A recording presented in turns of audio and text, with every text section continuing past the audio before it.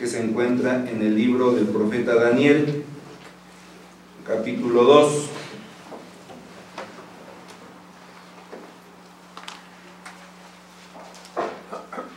Daniel 2.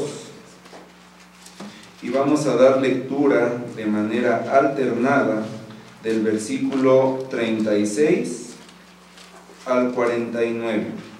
Daniel 2, del 36 al 49, de manera alternada. La palabra de nuestro Dios dice: este es el sueño, también la interpretación de él diremos en presencia del rey. Oh rey, eres rey de reyes, porque el Dios del cielo te ha dado reino, poder, fuerza y majestad. Y donde quiera que habitan hijos de hombres, bestias del campo y aves del cielo, Él los ha entregado en tu mano y te ha dado el dominio sobre todo. Tú eres aquella cabeza de oro. Y después de ti se levantará otro reino inferior al tuyo, y luego un tercer reino de bronce, el cual dominará sobre toda la tierra. El cuarto reino será fuerte como hierro, y como el hierro desmenuza y rompe todas las cosas, desmenuzará y quebrantará todo.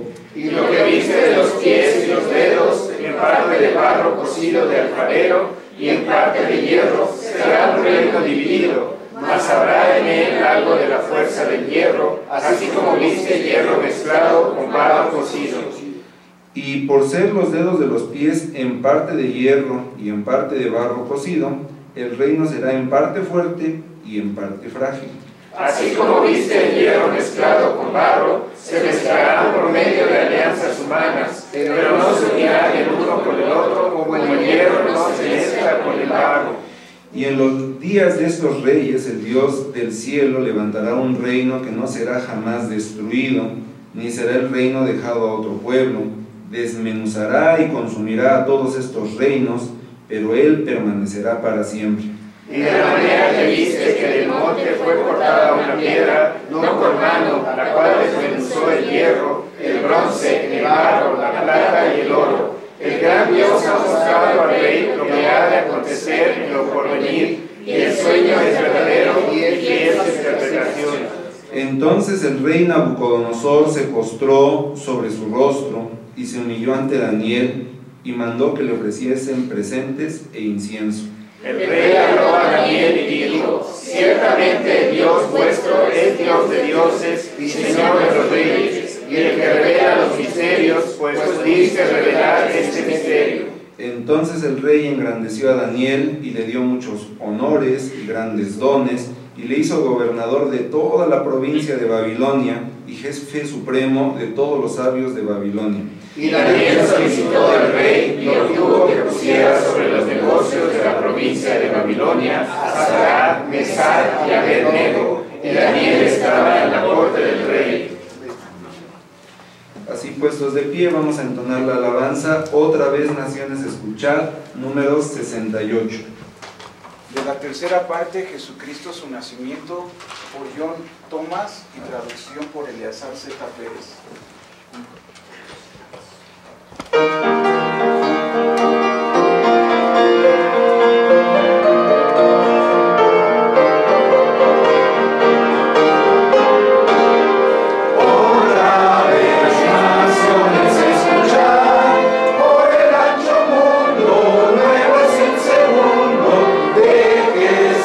Nacido en humildad, donde Dios al pecado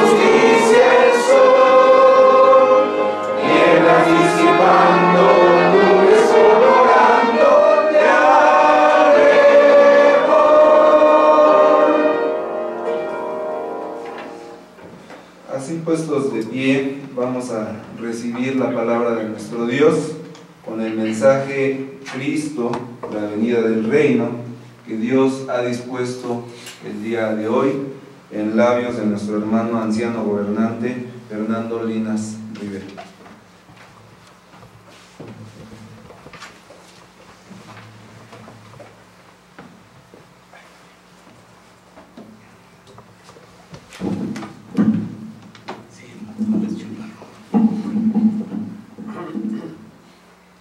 Buenos días, hermanos. Permítanme ahí.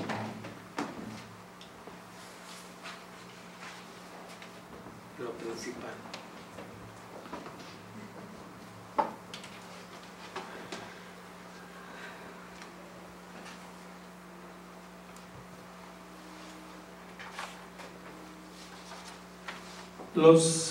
Los invito a que hagamos una oración.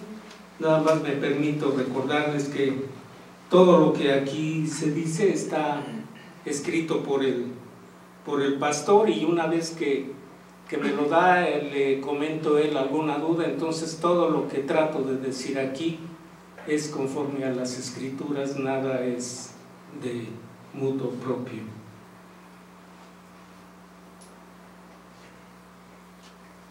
Pueden tomar su lugar, hermanos, por favor.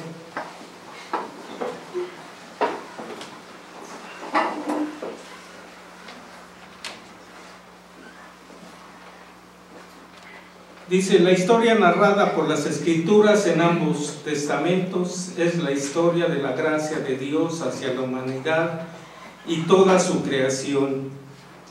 La Escritura se enfoca en contarnos de qué manera Dios creó todas las cosas, dando a cada criatura un lugar y una función que desempeñar en relación de armonía. Nos dice también de que el hombre fue creado a imagen y semejanza de Dios y fue puesta una relación de pacto en la que el hombre es llamado a obedecer la palabra de su Señor para ejercer dominio sobre todo el resto de su creación. También nos enseña sobre el fracaso de la humanidad para guardar ese pacto, pues prestando atención a una palabra extraña y arrojándose a sí mismo a la muerte y miseria que eso implicaba, como le fue advertido. Sin embargo, habiéndose hecho el hombre por la desobediencia digno de muerte, Dios intervino inmediatamente para restaurar la obra de sus manos por amor a sí mismo. Prometió enviar un Salvador que sería la simiente de la mujer que vendría para aplastar a la serpiente, asestando una herida contundente en la cabeza y así traer la reconciliación entre el hombre y Dios, y con ello todo el shalom que se perdió por causa del pecado.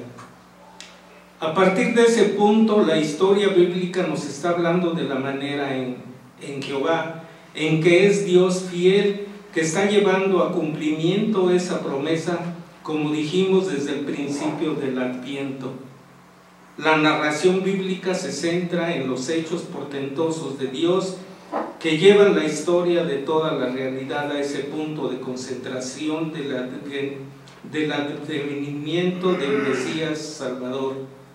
Esta promesa que Dios pronunció al hombre motivó la fe y la esperanza. La fe porque, como más tarde diría el apóstol Pablo de Abraham, Adán le creyó a Dios y le fue contado por justicia.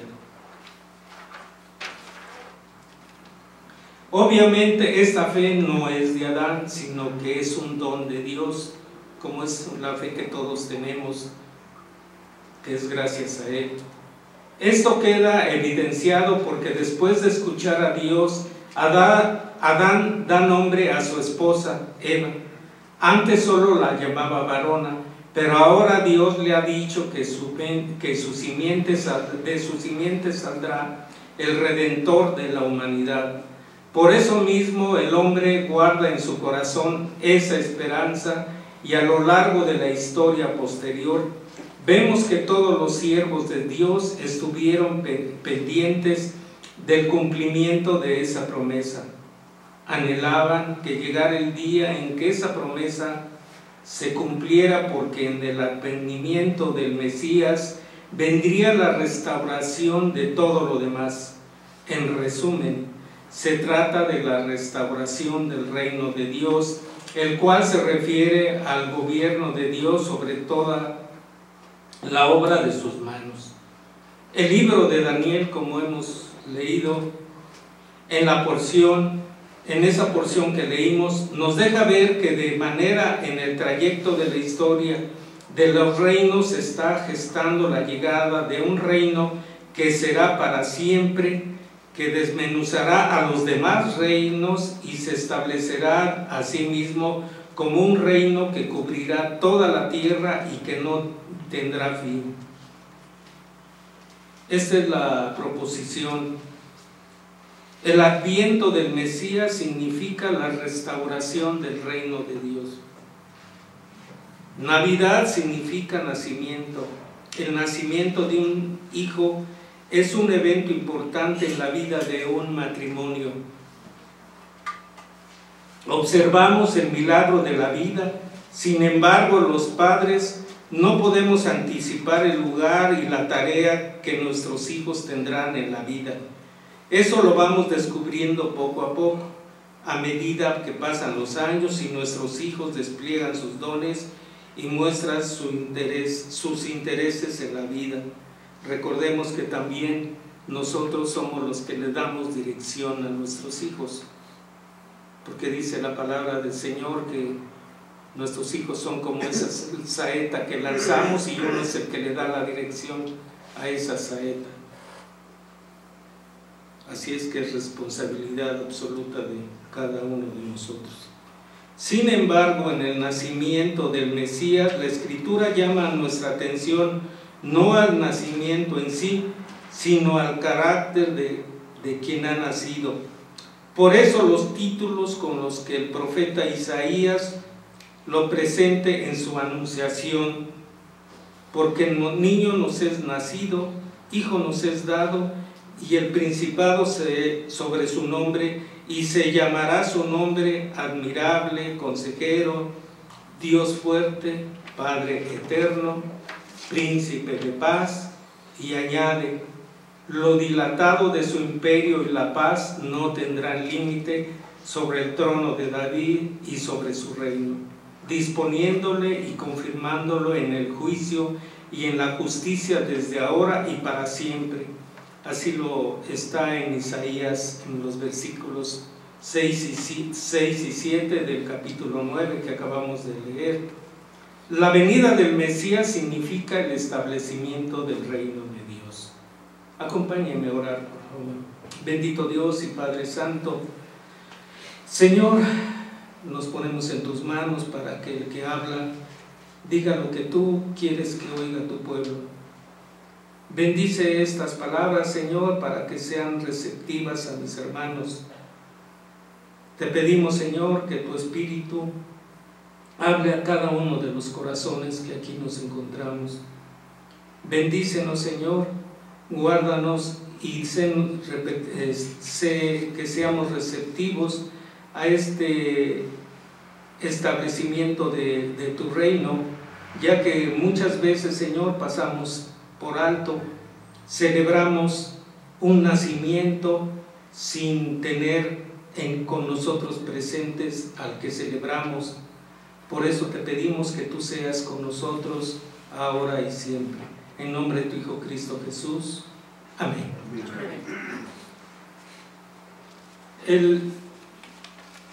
El primer punto que nuestro pastor me hizo favor de mandar para que se exponga aquí es el establecimiento del reino de Dios. De Jehová es la tierra y su plenitud, el mundo y los que lo habitan. Está en el Salmo 24:1. en este principio que rige toda la creación. Todo lo que existe no tiene otro origen en que Dios, porque Él creó todas las cosas por medio de su palabra, como dice Hebreos 11:3, que a la letra dice: por la fe entendemos haber sido constituido el universo por la palabra de Dios, de modo que lo que se ve fue hecho de lo que no se veía. Es una respuesta a lo que dicen que es con la creación, el Big Bang.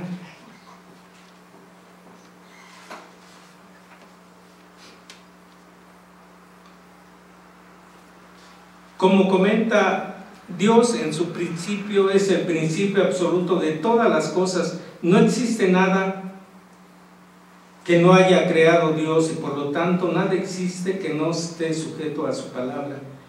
Esto es lo mismo que decir que todo el universo le pertenece a Dios por derecho propio y que Él gobierna sobre todas las cosas por medio de su palabra.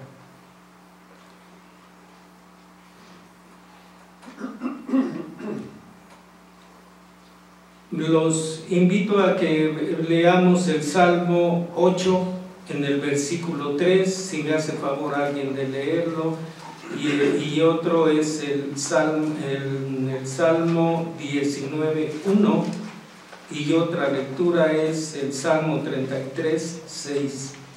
Los cielos cuentan la gloria de Dios y el firmamento anuncia la obra de sus manos. 19:1. 8:1. Cuando veo tus cielos, obra de tus dedos, la luna y las estrellas que tú formaste.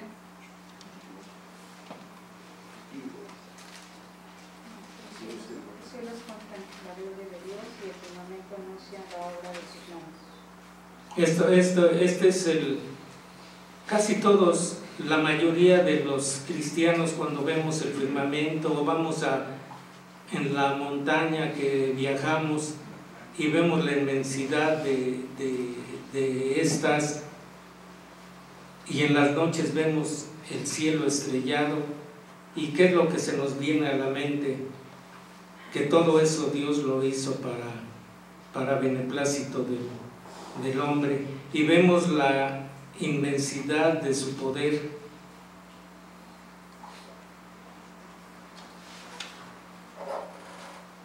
El hermano Graf, en su libro El pueblo de la promesa, en el capítulo 1, no sé si aquí lo hayamos estudiado, ¿sí? Aquí en el Mesías. Texto de escuela dominical. Ah, bien, gracias. Dice al respecto de la enseñanza central del capítulo 1 de Génesis: el tema central de esta sección es la institución del reino de Dios. El contexto que rodea y sustenta este tema central es la revelación de que todas las cosas son de Dios, por Dios y para Dios. Y dice el hermano Graf: en todo este plan y orden en que Dios ha puesto todas las cosas, el hombre ocupa un lugar de mucha importancia, como lo que escuchamos del salmista: le has hecho poco menor que los ángeles y lo coronaste de gloria y de honra, le hiciste señorear sobre las obras de tus manos, todo lo pusiste debajo de sus pies. Que está en el Salmo 8, versos 5 y 6. El hombre ha sido puesto para ejercer señorío, no como si fuera el amo, sino como el mayordomo a quien se le ha encomendado la administración de los bienes de su señor. A ese respecto, Graf dice: el hombre como rey había de dirigir todas las cosas hacia Dios, esto es, a su gloria. El hombre podía hacerlo solamente porque todas las cosas, incluyéndolo a él mismo, son de Dios y por Dios. me voy a permitir leer el artículo 2 de la Confesión belga, que dice: los medios que conocemos de Dios. A Él le conocemos a través de dos medios. En primer lugar, por la creación, conservación y gobierno del universo. Porque este es para nosotros ojos como un hermoso libro, en el que todas las criaturas grandes y pequeñas son cuales caracteres que nos dan a contemplar las cosas invisibles de Dios, a saber, su eterno poder y deidad, como dice el apóstol Pablo, todas las cuales son suficientes para convencer a los hombres y privarles de toda excusa. En segundo lugar, Él se nos da a conocer aún más y clara perfectamente por su santa y divina palabra. Esto es, tanto como nos es necesario en esta vida, para su honra y la salvación de los suyos. Y es a lo que me refería. Entonces nada más hay que ver la creación y a lo que me refería del cielo, las estrellas, el mar y todo lo que nos admira de la portentosa creación del Señor. Dice: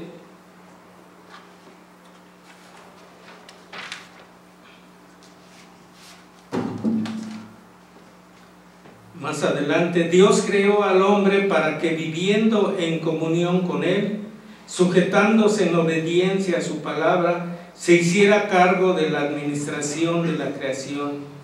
No era pues algo que ocurría en forma automática. Dios llamó al hombre para que, reconociendo los derechos de su creador, se sometiera en respuesta voluntaria y obediente a su autoridad. Para esto es que Dios había puesto entre ellos su palabra en forma de mandato probatoria, mandando al hombre que no comiera del árbol de la ciencia del bien y del mal, como está en el Génesis, en el capítulo 2, versículos 16 y 17. Aquí lo que nos viene en consecuencia es la rebeldía del hombre, algo que, como hace rato decía nuestro hermano Mario, que si algo tenemos es ser obstinados en nuestro pecado.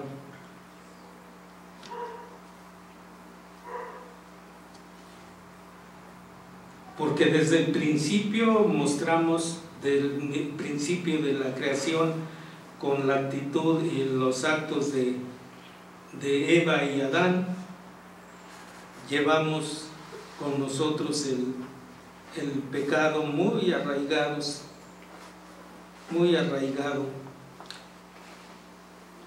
Diversas propuestas se han dado respecto a qué tipo de árbol era aquel que Dios prohibió al hombre comer. ¿Qué dicen la mayoría? Que era ¿qué? Una manzana, y que creo que se le había tocado al hombre aquí, que parece que creía, ¿verdad? Pero eso es lo menos importante, lo que haya. El hecho más importante aquí era que desobedeció a lo que Dios le había dicho que no hiciera.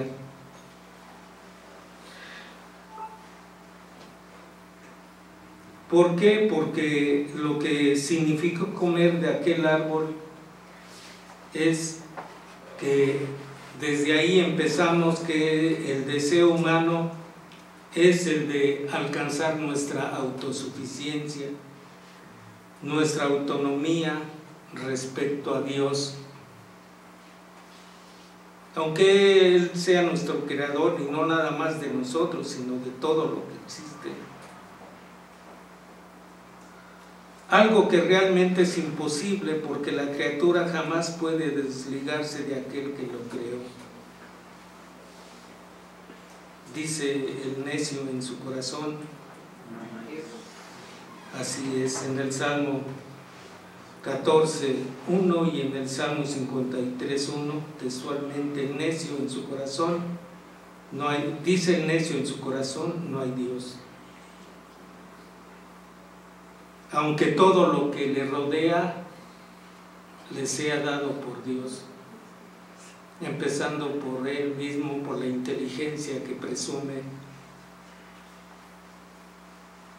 por lo autosuficiente que se cree,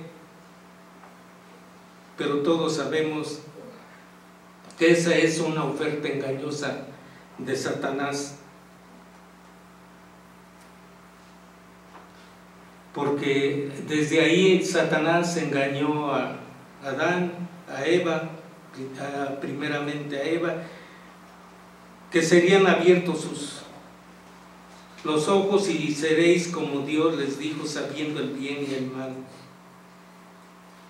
Esas palabras despertaron la codicia de nuestros primeros padres, pues buscaron emanciparse de la autoridad y señorío de Dios para que colocarse a ellos mismos como su propia autoridad. En otras palabras, hacer lo que quisieran y sin tener y dar cuentas a nadie. ¿A cuántos ustedes creen que así somos la mayoría?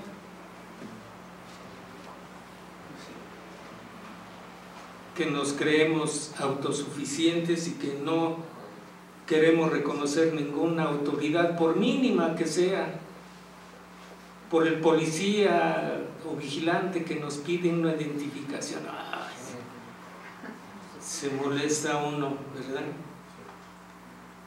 A mí me regañaron una vez porque el policía del Seguro Social me pidió mi cartilla para entrar y oh, bueno, son cosas mínimas, pero eso habla exactamente de la conducta que tenemos muchos, rebelde, creyéndonos que nadie está encima de nosotros y de nuestra sabiduría y entendimiento.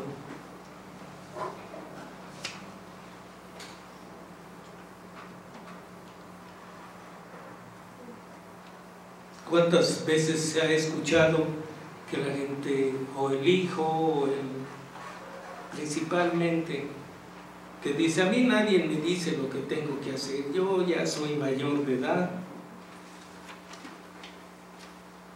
No volteen a los lados porque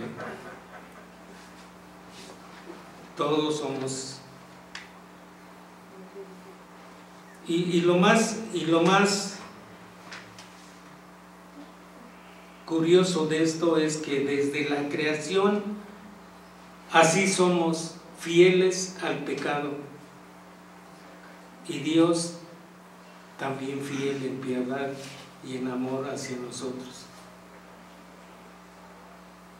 pero Él es más misericordioso de lo que esperamos, porque aún con todo lo que hemos hecho, Dios nos redime, ¿verdad? Nos redime a través de su Hijo.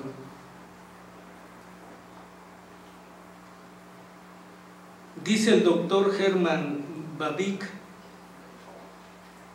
lo siguiente al respecto: conocer el bien y el mal significa decidir por uno mismo el bien y el mal, lo correcto y lo incorrecto, y negarse a someter a cualquier ley.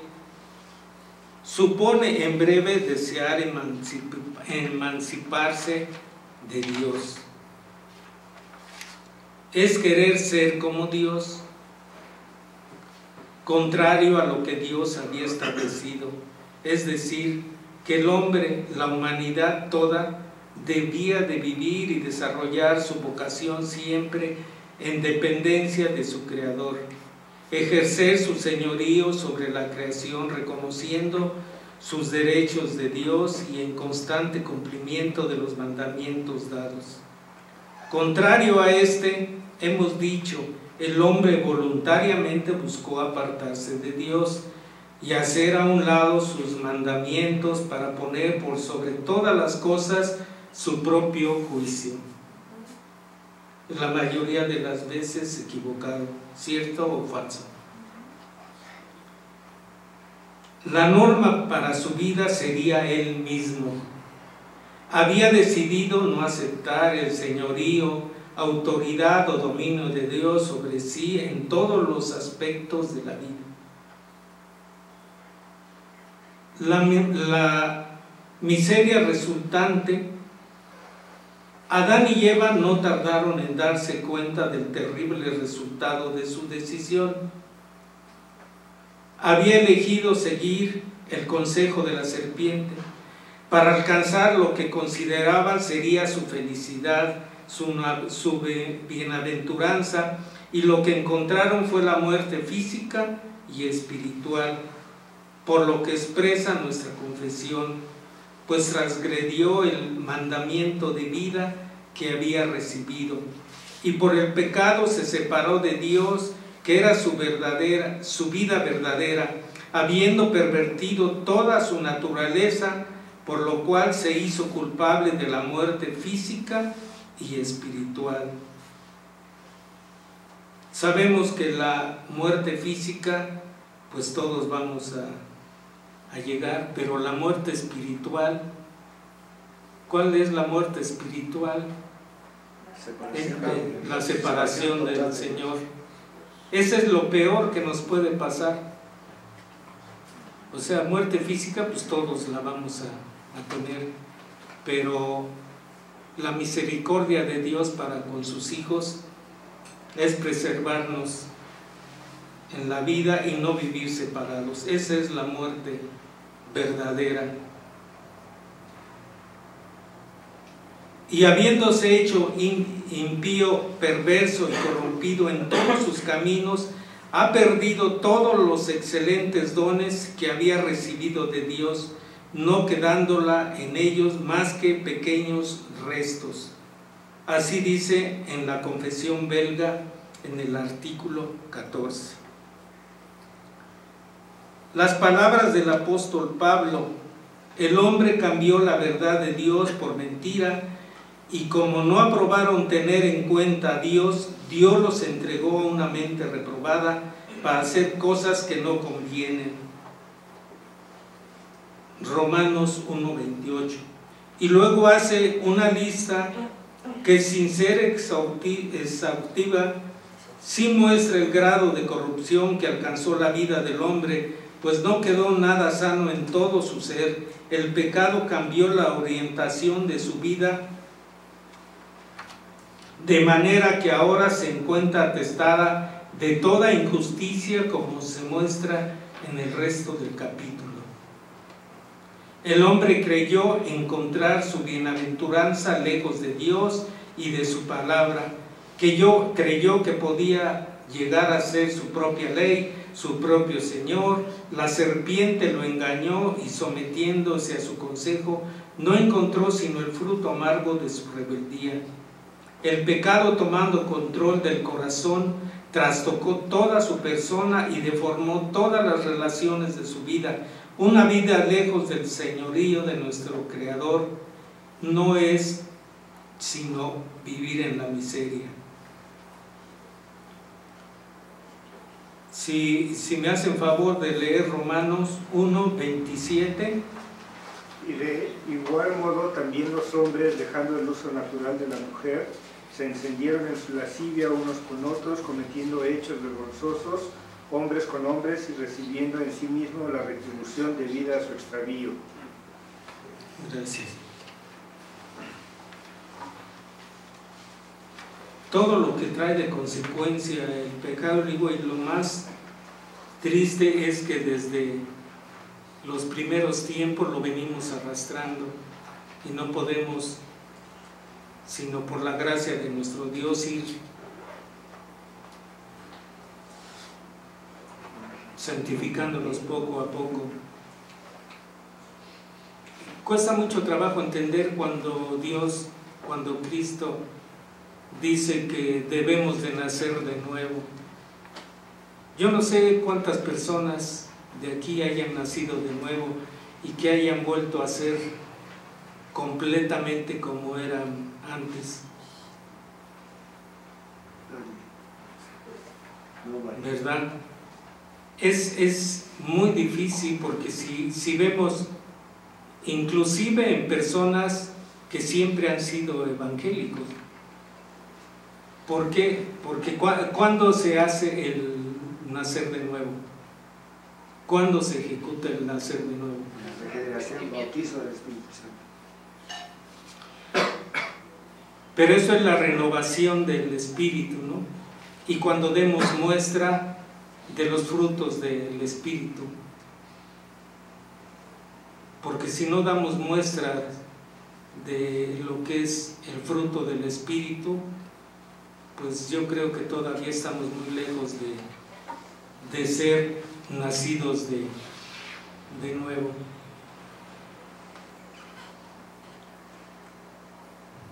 El segundo punto es la restauración, esto es lo mejor, la restauración del reino de Dios. Es en este punto en el que Dios actúa con misericordia, viniendo para rescatar y restaurar todas las cosas, toda la obra de sus manos. Dios prometió a nuestros primeros padres que proveería de un Salvador que vendría a restaurar todas las cosas. La situación de Adán y Eva y nosotros con ellos era desesperada. Se dieron cuenta que habían sido engañados, que nada de lo que les había ofrecido se cumplió en lo más mínimo. Al contrario, su condición ahora era terrible porque se habían rebelado contra su Creador y Señor, habiendo quebrantado el mandamiento que se les había dado. Ahora, dignos de muerte, la destrucción fue para él, fue el resultado de su elección, porque como la misma Escritura lo dice, el salario del pecado es la muerte. El contexto del pasaje de Isaías 9, que queda muy claro que es el anunciamiento del advenimiento de nuestro Salvador, nos recuerda esta verdad. A causa de su pecado, Israel sería objeto de un gran juicio que de pronto vendría sobre él puesto para que habían rebelado contra Dios, quebrantando el pacto y provocando su ira. Y aunque Dios había sido paciente, ciertamente el día del juicio llegará. Para ello Dios usaría a los caldeos como un instrumento de su ira. El profeta Jeremías nos dice cómo sucedieron los eventos de las excursiones de Nabucodonosor y su ejército hasta la destrucción de Jerusalén. Siempre Dios utiliza a cualquier parte de su creación para castigar a quien Él quiere. Así sea el peor, puede ser un asesino, un ratero, un policía, lo que sea, utiliza a Dios para castigar a su hijo. Aunque después a esa persona se la revierta, ¿no?, por haberse metido con un hijo de Dios. Pero tenemos que tener en cuenta esto, ¿no?, que verdaderamente Dios tiene la justicia en sus manos, una perfecta justicia. Este juicio que anuncia el profeta traerá consigo una aflicción superior a lo que habían conocido hasta aquí. Los israelitas ya habían conocido la aflicción que había causado por la invasión del rey de los asirios, Tiglat-Pileser, Segunda de Reyes 15:29. Si quieren leerlo, por favor. Segunda de Reyes 15:29.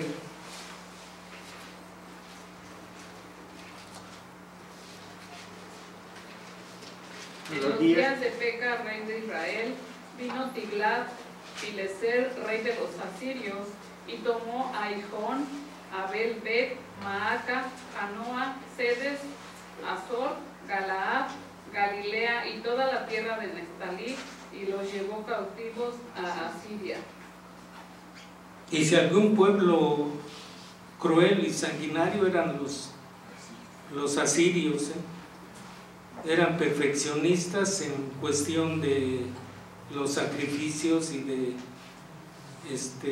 castigar a sus enemigos, y ellos eran enemigos permanentes. Por eso, entre comillas, Jonás no quería ir a Nínive, ¿no? Porque allá era tierra de los asirios. Dice: después que Israel persistía en su rebeldía contra Dios, vinieron nuevamente los asirios, en esta ocasión dirigidos por Salmanasar. Esto sucedió en torno del año 722 a.C. Si quieren leer, por favor, Segunda de Reyes 17:6, por favor. En el año 9 de Oseas, el rey de Asiria tomó Samaria y llevó a Israel cautivo a Asiria y los puso en Alat, en Abor, junto al río Gozán, y en las ciudades de los medos. Dice: el reino del norte fue llevado en cautiverio porque los hijos de Israel pecaron contra Jehová su Dios. Está en el siguiente versículo del capítulo 17. Porque los hijos de Israel pecaron contra Jehová su Dios, que los sacó de la tierra de Egipto, debajo la mano de Faraón, rey de Egipto, y temieron a dioses ajenos. Todo esto en el contexto y de lo que se está aquí hablando es que tenemos que tener en cuenta que tarde o temprano Dios va a tomar las cosas en sus manos y nos va a hacer no pagar, porque muchas veces no sabemos por qué Dios actúa, sino lo que tenemos que hacer es mejor meditar cuál es la voluntad de Dios en cada cosa que nos sucede cuando consideramos que es mala, porque Dios siempre actúa con un propósito y sus propósitos son perfectos. Y en este caso Dios sabía por qué estaba haciéndole esto al pueblo de Israel, y así a nosotros tenemos que entender por qué nos pasan y nos suceden las cosas. En ese contexto se escucha a Dios decir: mas no habrá siempre oscuridad para la que están ahora en angustia, tal como la aflicción que le vino en el tiempo que livianamente tocaron la primera vez a la tierra de Zabulón y a la tierra de Neftalí.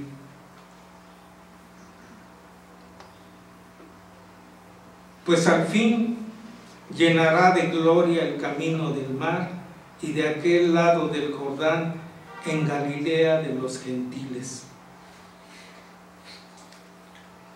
Estas palabras que están en Isaías 9:1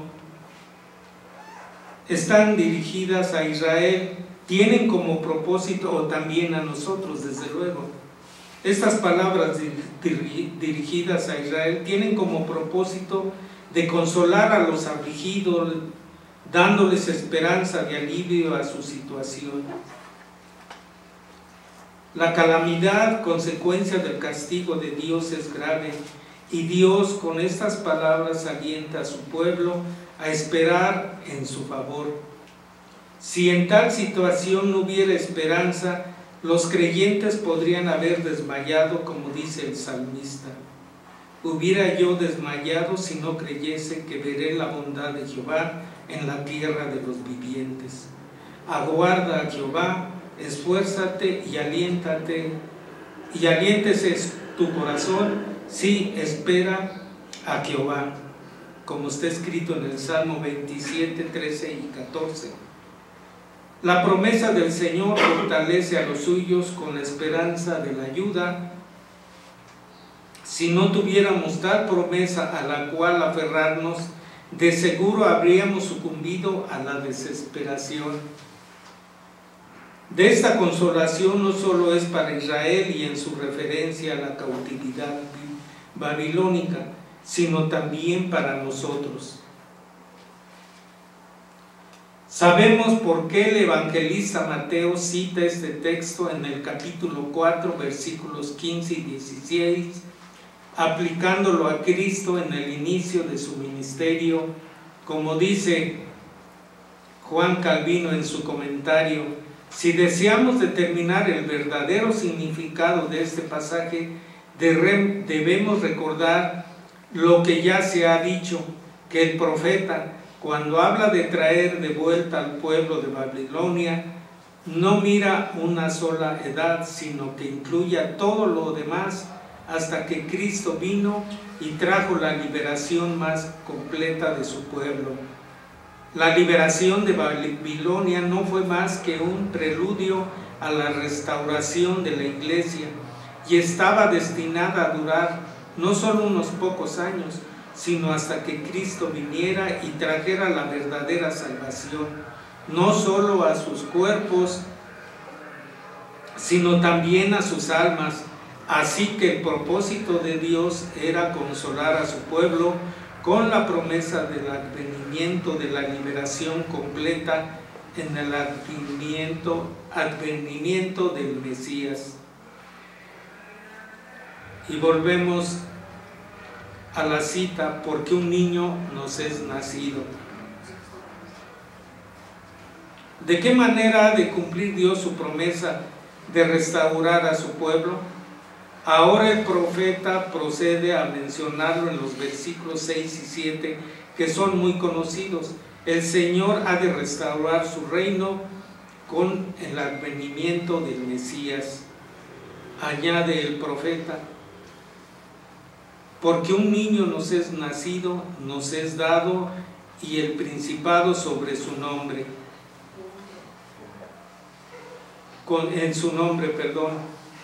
Con estas palabras el profeta no solo quiere decir que Dios traerá de regreso a su pueblo del cautiverio, sino que también restaurará su reino.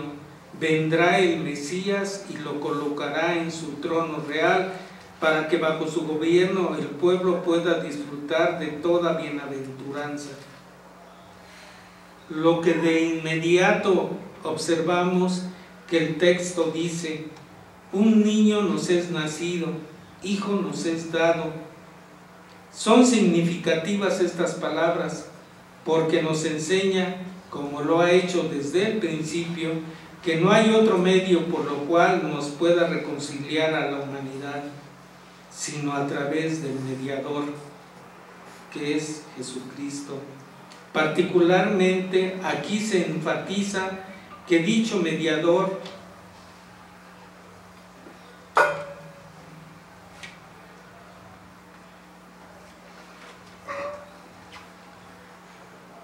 nos es dado, es decir, que el niño que restaurará el reino de Dios en su advenimiento nos ha dado para nuestro bien.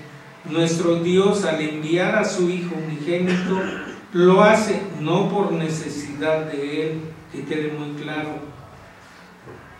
sino como una muestra de misericordia hacia la necedad de nosotros.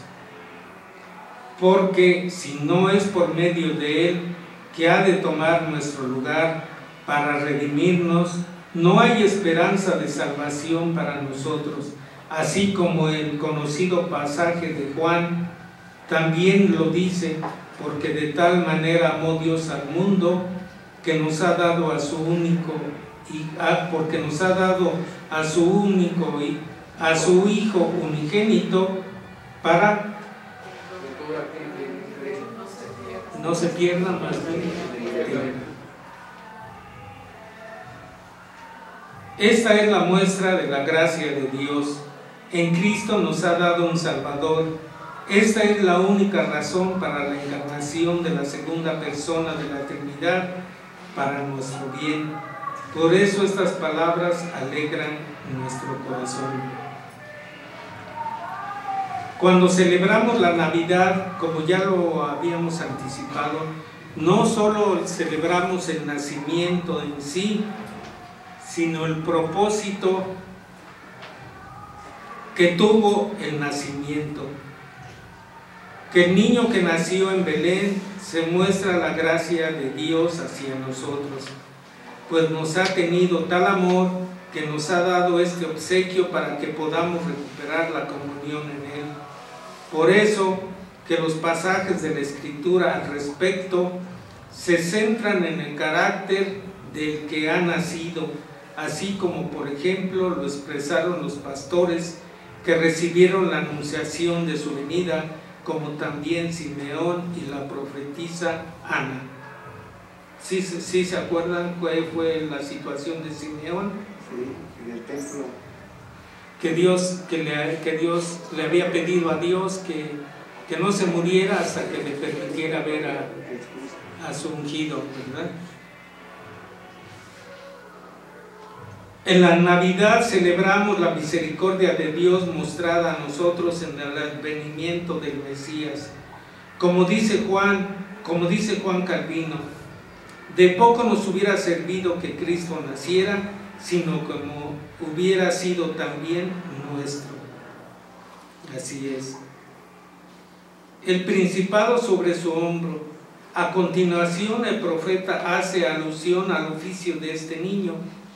Ese niño que nos es dado viene para restaurar el reino de Dios, de subyugar a todo lo que se opone a Dios y a volver al hombre a la obediencia a la ley de Dios.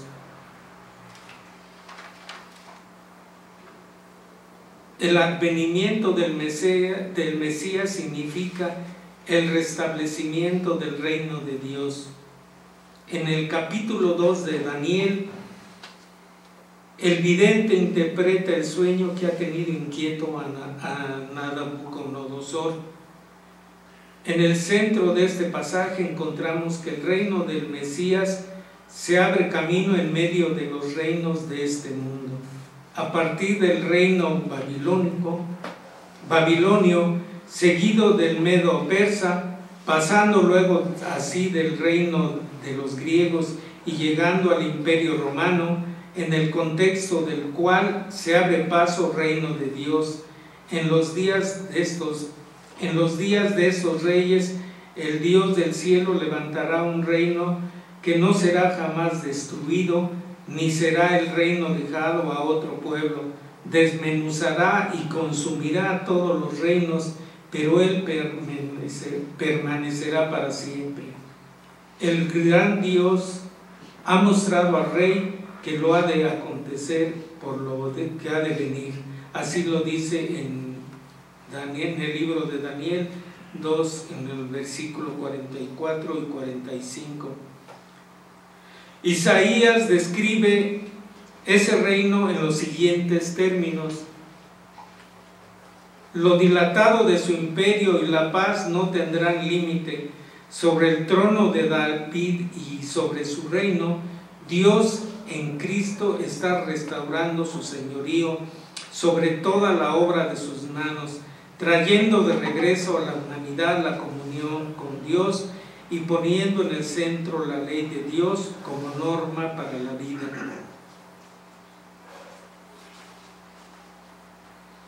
La conclusión: nosotros desde nuestros primeros padres buscamos emanciparnos del gobierno de Dios. Quisimos ser como Dios, es decir, buscamos independizarnos de Dios para vivir bajo nuestras propias reglas. Ya lo vimos. No sabiendo que nuestro bien siempre ha estado en la comunión con Dios, en el reconocimiento de la autoridad de nuestra creación y en la obediencia voluntaria a su palabra, nos alejamos de Dios y el fruto que cosechamos fue amargo. Dice Juan Calvino que nuestra dependencia es absoluta de Dios, entonces no sé qué andamos haciendo, buscando otras cosas.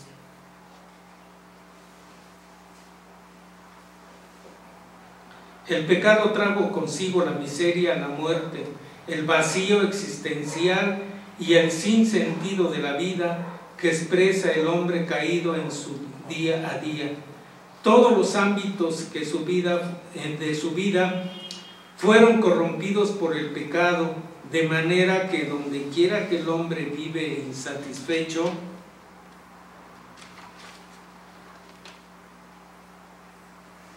la miseria que ha significado, que tiene, lo hace volver a Dios, a Cristo nuestro Dios.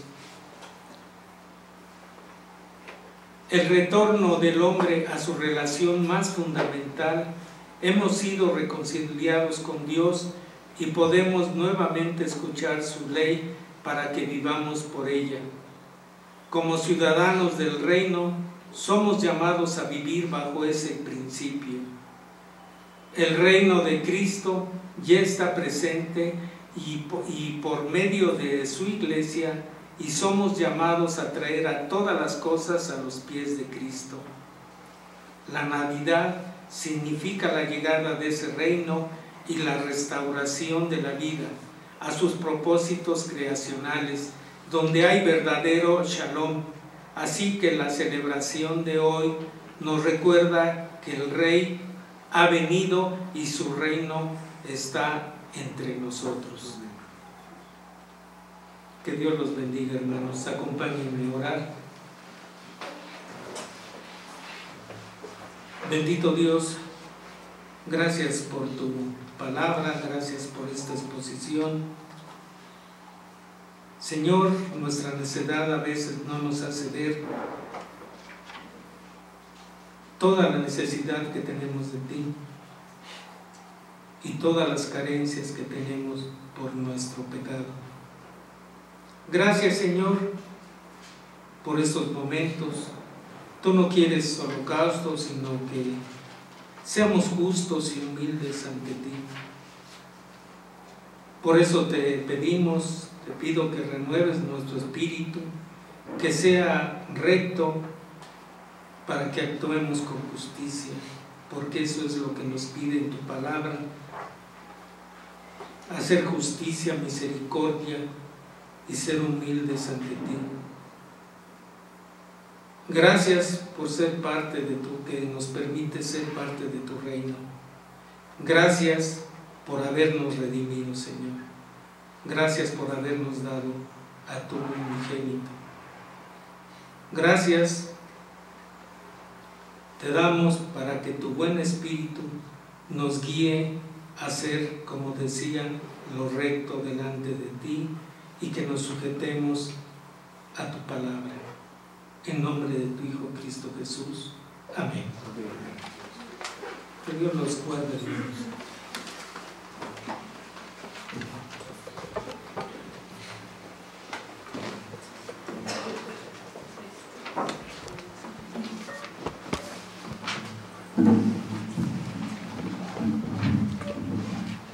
Damos gracias a Dios por su palabra.